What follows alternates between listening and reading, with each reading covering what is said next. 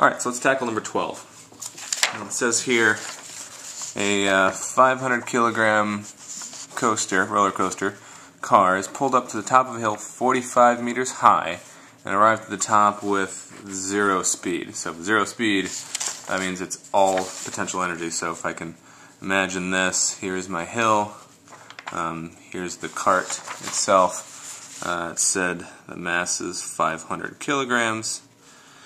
It's being pulled up this distance right here. Distance is equal to 45 meters. And the velocity at the top is 0 meters per second once it gets there. So which means all of that energy is only potential. It has no kinetic energy. Alright, so the first part, how much work is done by the chain that pulls the car to the top. Okay, so if I want to do work, to find work I need a force times the distance. So I can do force times distance, or I could think about the change in potential energy here, since work is the change in energy. Either way I do it, I kind of end up doing the same thing, because if you think about it, the force I need to apply upwards is the weight of this cart. How do you find weight? mg, mass times the acceleration due to gravity. And the distance is a height. But guess what? The change in potential energy is still, well, mgh. So I'm kind of doing the same thing here. Okay, well, let's take a look at this. So it's a 500 kilogram cart. Acceleration due to gravity is 10 meters per second per second. The height we said was 45 meters. So, this is 5,000 kilogram meters per second times another 45 meters. I kind of need to get a calculator handy. Let's see, 45 times 5 would be 25, 5 times 20, 225. So that's 225,000 joules worth of work. So that's part A, force times distance, vertically. Alright, so part B, how fast will the car be going when it gets back to ground level 45 meters below? Alright, so let's think about that. So this is coming back, let's say down the hill. I'm just going to turn or maybe this is the hill down here.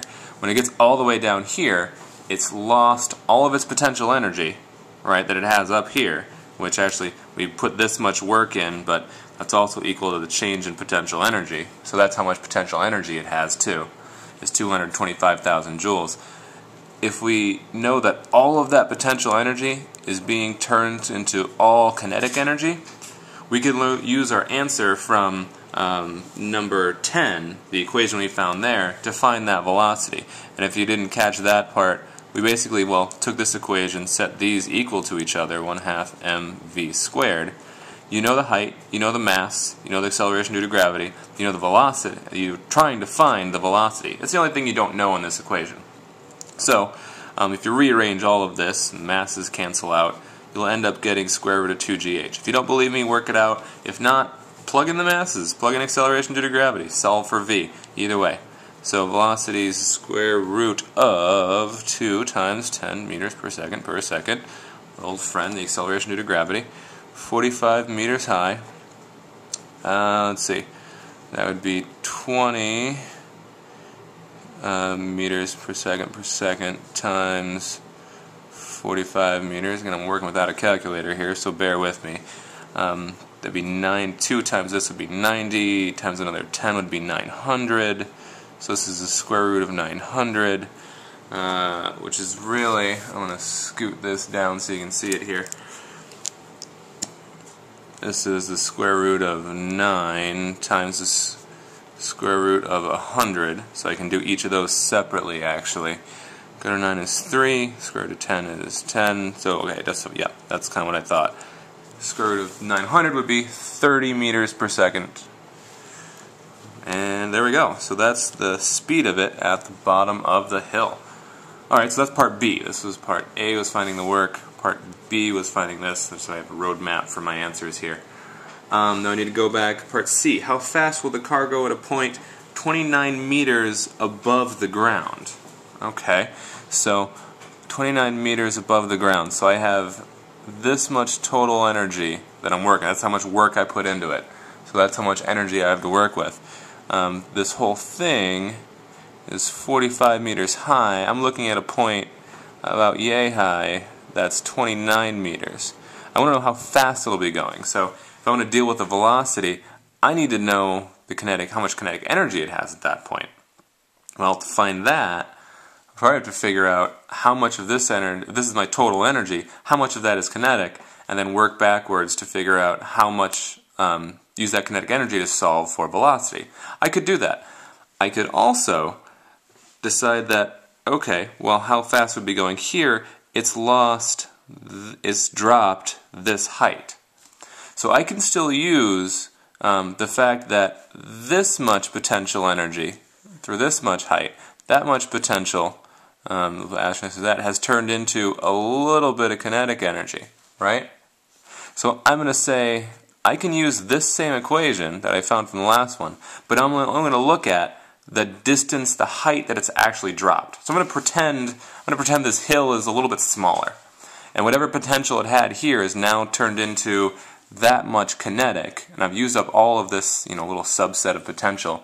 That's all turned into kinetic energy. But I've only dropped this height. The height dropped in this case would equal 45 meters minus 29 meters. So that's going to be, 30, 15, 16 meters. It actually fell downwards.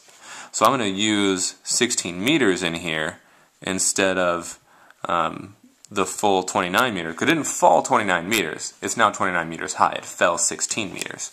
I should label this. This distance here is 16 meters. Alright, so again, this is velocity 20 times now 16 meters. 2 times that would be 32 times 10, 320. So my velocity is square root of 320. Here's where I really need a calculator.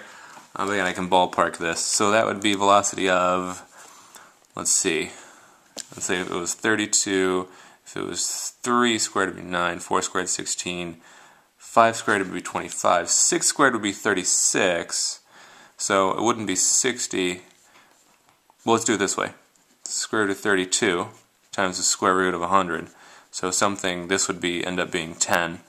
This would end up being something like between 5 and 6. I'll call it 5.5. I'm estimating here. You can calculate the actual value.